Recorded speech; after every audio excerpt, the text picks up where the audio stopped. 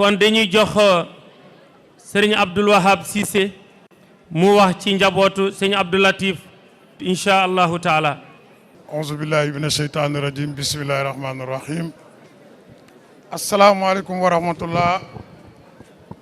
mbokk jullit yi fi daje. man Abdoul Wahab Cissé maa jël nekk porte-parole famille Cissé bi Abdou Latif Cissé bokk fas yéene wax ak yéen ci turu famille Cissé bi yëpp. damay d'abord di gërëm association daara yi nga xam ni ñoom ñoo organiser lii ci turu famille Cissé ñi ngi leen di gërëm yéen ñëpp di leen sant di wax ni lii bu doon famille Abdou Latif Cissé ci mbokk deret rek lii mënuñu ko waaye li Alxuraan wax mooy dëgg tous les musulmans sont frères lii daf koy dëggal tey ndax problème bii ñu am jullit yëpp wane na ni seen mbiru bopp la moo tax ñu daje nii defe ko nii ma leen ciy gërëm ci turu famille Cissé yëpp. bu loolu weesoo damay leeral ni fii ñu daje tey wax nañ ko sànq li ko tax a jóg mooy journée de prière ay ñaan mais collecte de fonds pour ndàmpaay bi ñu teg Abdou Latif Cissé association daara yi ak nit di jullit ñu baax ñi mën koo fay looloo nu fi dajale waaye ŋàññi nit dajale wunu fi xeex nit dajale wunu fi xuloo dajale wunu fi ça a été très clair mais dafa fekk nag ni loo gis leeral da cee baax ndax man mii di porte-parole famille Cissé yàlla dafa dogal mbir mi ba mu amee ba léegi toll na ci at ak lu teg lépp fekke naa ko ci kàttanu sunu borom ba ci tribunal bii ñu mujj fekke naa lépp du début à la fin comme mbir mi nag ñun ñoo ko bokk dafa laaj ñu leeral yenn yi pour ñun ñëpp ñu nekk au même niveau d'information loolu dafa am solo nit bu ngeen bokkee dara mu la cay jàppale te xëy na amul information yi mu war a am da ngaa war a joxe information yi yàlla dogal na nag man information yooyu je suis bien placé pour partager koog yéen dama ni ñaari jugement moo am jugement bu njëkk bi mooy bi ñu doon def altine keroog ca tribunal décidé ni day daan Abdou Latif juróomi at yu mu war a tëdd ci kaso bi ak 10 millions wu amende loolu moo am may leeral ni procureur mi nga xam ni moo représenté partie civile moom moo demandé woon 5 ans de prison le procureur mi représenté partie civile demandé woon pour ñu teg ko Abdou Latif juge bi fekk si na ko ci loolu avocat défenseurs yi avocat yi partie civile ñi déposé woon seen plainte ñoom 25 millions lan doon laaj juge bi topp leen ci loolu arrêté ko 10 millions jugement boobu dan ni nangu nan ko ndax nous sommes des républicains ci réew la nekk boo xam ne na ma ko waxoon ca point de presse ba mbir mi amee nous croyons à la justice de notre pays moo tax décision bi accepté nan ko nangu nan ko te amul dara luñ ciy wax ma leeral benn mbir tamit 10 millions yi sëriñu daara yi xam naa xër gunu xër ak sentir ni dañ leen a attaqué moo tax tey jii ñu bëgg a dajale 10 millions yi mais heure bi sax jotagul ndax damay xamal ni Abdou Latif tànk ma nga ca kaso ba am na droit bu ko amul fay xaalis bi ma ngi koy fay rek bu génnee te même bu génnee te amu ko dañ koy def li ñuy wax contrainte par corps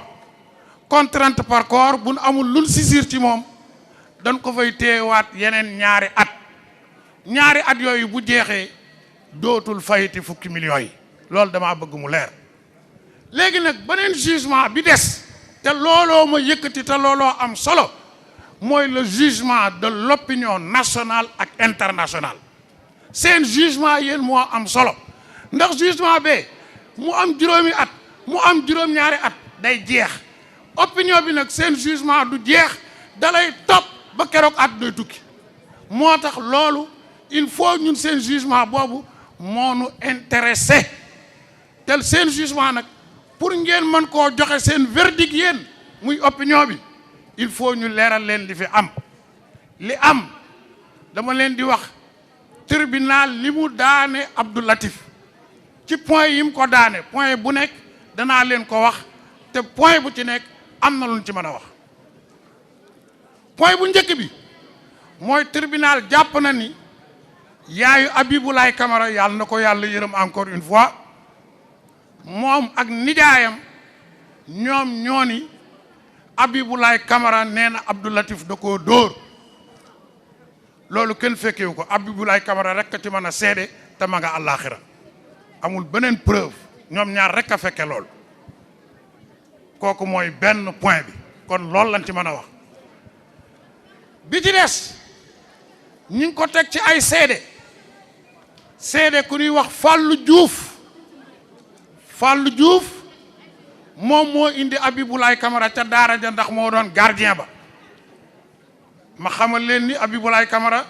ñaari at yim def ca daara jépp yaayam xamul fu daara ja nekk musu faa ñëw kooku tamit dama bëgg c'est une information boo xam ni war ngeen koo xam Fallou Diouf moo ko fa indi Fallou Diouf moomu bi Abdou Latif amee dog-dog nekk ca kaso ba jiitoowu ko fa lu bari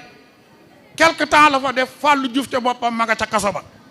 la ko fa yóbbu nag duma ko wax fii mais yàlla nañ ci yàlla musal kooku keroog bi ñuy témoigner kaso wa lañ ko jële mu ñëw def témoignage ci affaire bi li am mu wax ni Abdou Latif nee na moom Abdou Latif ci boppam moo ko wax ni man maa dóor xale bi ay yat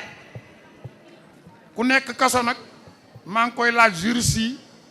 koo xam ni dafa def ay ñaawteef ba nekk kaso est-ce que témoignage am mën nañ koo jël en compte mais bref en tout cas deuxième élément bi nga xam ni ci la sukkandiku mooy loolu mooy témoignage su Fallou Diouf troisième élément bi nga xam ni ci la juge bi sukkandiku mooy certificat de genre de mort kooku tamit damay leeral parce que gars yu bëri autopsie la ñuy wax amul autopsie certificat de genre de mort moo am te dafa am différence entre certificat de genre de mort ak autopsie certificat genre de mort day wax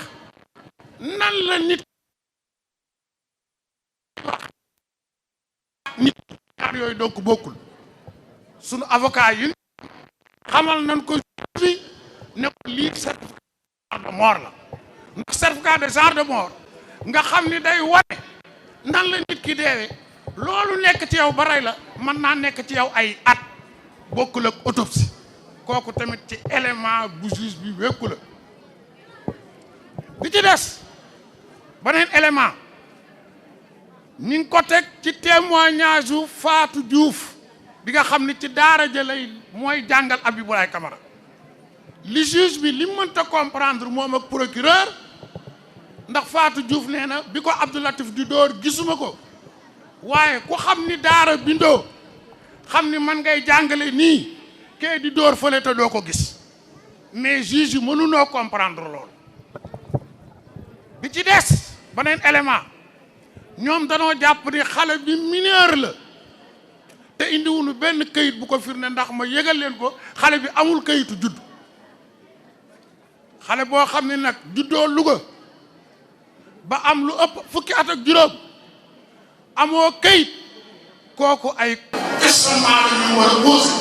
sa doom nekk daal mosoo faa dem droit de l'homme yooyu doon Serigne Ibrahima Dramé di wax te damay profité ci occasion pour waxal droit de l'homme particulièrement Sidi Gassama le secrétaire exécutif de Amnesty International bëgg naa mu déglu lii may wax li tax ma wax ko ndax te ñaar bi ba mbir mi amee Sidi Gassama dafa génn ne un talibé a été battu à mort à Louga te fekkewul gisul droit de l'homme yooyu nag ñoom laay waxal yàlla na nu yàlla musal d'ailleurs ci droit de l'homme yooyu ndax lam ëmb yëpp ñun xam nañ ko yàlla nañ ci yàlla musal. donc mu wekku ci loolu ne xale bi mineur la te xale bi amul kayitu juddu kooku mooy élément yi nga xam ni looloo am ca tribunal ba laneen amu fa. li nga ciy conclure mooy pour la première fois dans l'histoire judiciaire de ce pays ou de ce monde, en tout cas man ci li ma xam, pour la première fois quelqu'un a été condamné au bénéfice du doute. li musa xam mooy condamné mooy relaxé au bénéfice du doute. dama leen koy wax fii je n'ai rien contre le juge nee naa leen accepté nañ verdict bi mais li wóor ba wóor mooy la justice qui a condamné Abdou Latif n'a aucune preuve palpable kooku dama bëgg opinion bi ñëpp xam ko te loolu kenn mënu koo weddi. Abdou Latif Cissé a été condamné au bénéfice du doute. Ça c'est la première fois dans l'histoire du judiciaire de ce pays. loolu nag témoignage yooyu laa doon indi di jéggalu en tout cas man seen jugement moo nu ëppal solo ndax jugement opinion bi nee naa la loolu mooy des ba keroog àddunay tukki jugement bii jóge ci tribunal nag day jeex moo xam juróomi at la moo xam juróomi ñaari at la day jeex mais opinion bi nag ñoom seen jugement du jeex te boobu nu tax a jóg allahumma salli ala muhammad wa ali muhammad